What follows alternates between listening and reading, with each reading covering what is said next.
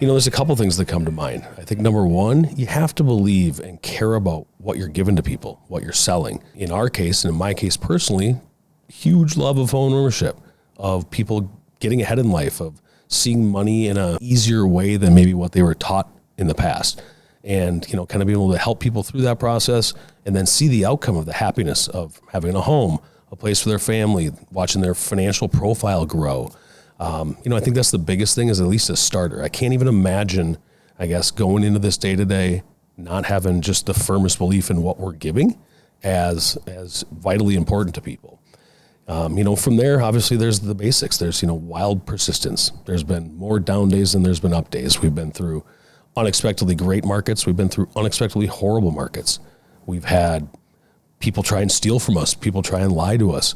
Vendors didn't have our best interest in mind. It's all those kind of things you got to navigate and kind of weigh out who's in your corner. What is the best interest to provide the best service for the people you're trying to help?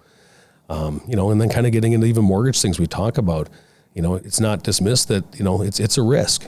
It takes money. It takes, personal security. And one big thing is credit, knowing that you can weather the storm if things are bad, personally, financially, for a company financially, whether that's money you've saved, accumulated, whether that's money you've invested, or whether, you actually have credit lines open where if things go bad and you have enough faith in your business, you're willing to borrow against things and keep things going through the tough times and make a successful business. On that same note, none of those things are possible without having the right people, having the right team, people that care, people that want to do better every day, people that have our customers and friends' best interests in mind, standing by our word. If something doesn't go right, owning up to it, being a thumb pointer, knowing that we're going to make things right, we're always going to live with honor, and we don't have anything to worry about tomorrow if we do the best we can every day.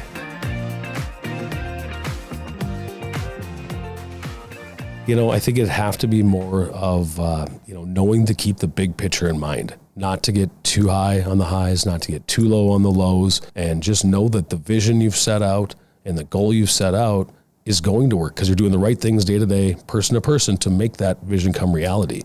It's lonely when you're kind of, as a self-employed entrepreneur, in my case, kind of a one-man head. There's a lot that weighs on that, and kind of being able to decipher what is most important now. How do I get the best people? How do I retain the best people? How do I motivate people?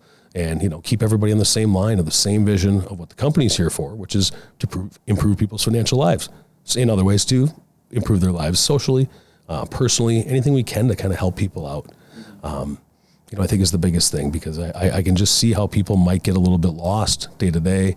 And again, too high on the highs, too low on the lows.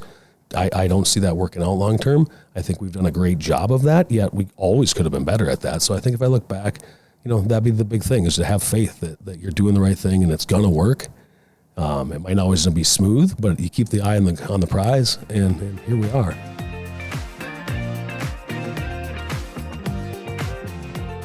As I think through kind of what our why is, I've hit on a little bit in the past, yet it can't be more exemplified that our why is to help improve people's financial lives.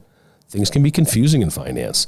I've had people tell me, or I've had their own feeling like that there's this secret door that financial professionals know about that they don't tell you about, and kind of opening that door up and letting general people who aren't in finance know kind of the secrets of, how things work. Or, something I bring up a lot when I talk to people, might seem a little off the cuff, but I put myself in the mentality, if I'm talking to my brother or my sister or my mother at the bonfire, right, around the lake, what would I tell them, knowing what I know?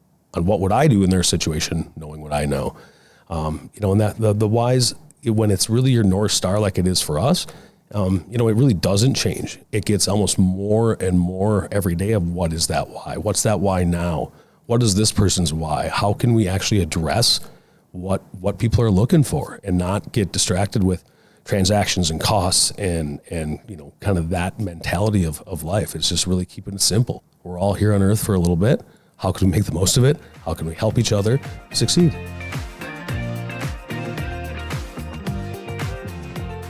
As I look at the first 5 years in NorthPort, we've grown in a really stable, calm way with the right people.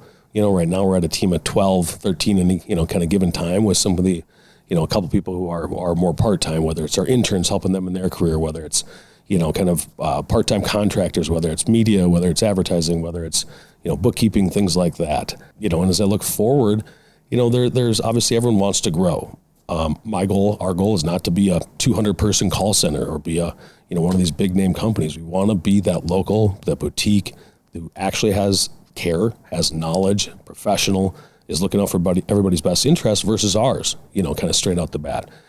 So as I see, the next 5 years, 10 years, 15, 20, NorthPort's going to live on forever in some way, shape, or form. I'm going to be here a lot longer than expected. I have 3 little kids. I had a nice little life before having kids, probably a little too long.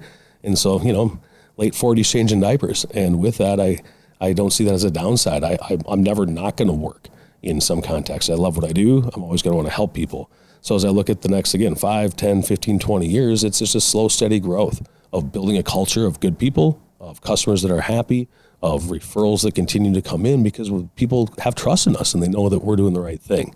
And, that's what we want to lay our hat down on when we do decide to hang up shop and go retire someday, if that's people's goals. But, as I look at it, I want to leave a legacy of something we've created, something unique that people didn't have before. And I know we're on track for that.